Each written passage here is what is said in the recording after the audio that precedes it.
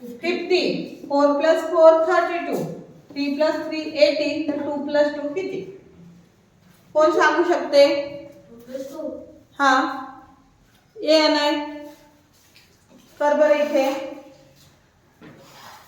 Ma'am 44.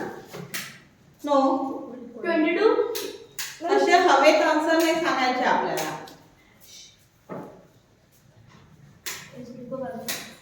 तो question mark erase करायचा.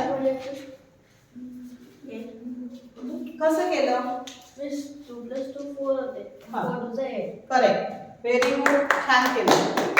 कारण की मी तुम्हाला समजून सांगते. 5 plus 5 10. 5 10 तर 50. हा 4 plus 4 4 plus 4 8. 82. हा 4 तर 32. समजलं? पुढे